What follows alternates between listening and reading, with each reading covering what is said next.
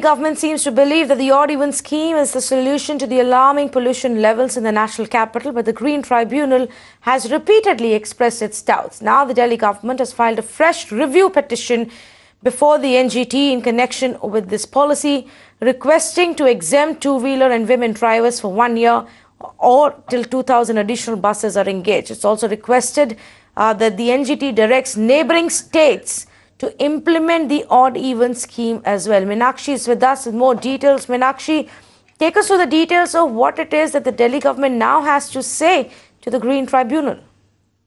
Well, after facing loss of face before the NGT, wherein the NGT was completely unwilling to relent on its earlier Saturday's ruling, the Delhi government was compelled to withdraw its petition. It has gone ahead and, like you rightly pointed out, filed a fresh plea which is seeking yet again a modification of the NGT's Saturday's ruling. This time around, the Delhi government comes out with some hardcore data. It goes on to explain as to how there are over 68 lakh two-wheelers in Delhi, and out of these 68 lakhs, there are 25 lakh two-wheelers that step out every day. And that apart, it wishes to reiterate before the NGT as to how women's only buses would not be possible, given the fact that there is a great amount of paucity of buses in the city as it is.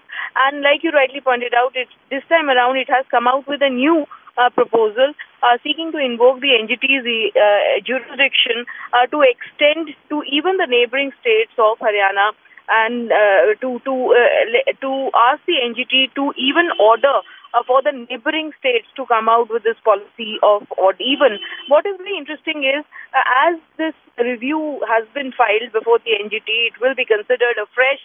But the war of words between the Delhi government and the Haryana government continues. Just short while back, advisor to the Haryana Chief Minister was on Twitter tagging Arvind Kejriwal in his tweet and categorically stating that he should not politicize the issue, given the fact that the Supreme Court is also now looking at it, and it will be left for the central government and the other governments who the Supreme Court has involved in its notices to work out a long-term solution. So clearly, there doesn't seem much hope on the horizon as we speak, and that has very well been illustrated at the hearing today, wherein the NGT, the High Court, the Supreme Court, all judicial forums have been at the government to really get down and implement all these directions on the ground. But on the ground, the situation continues to be as grim for the common citizen.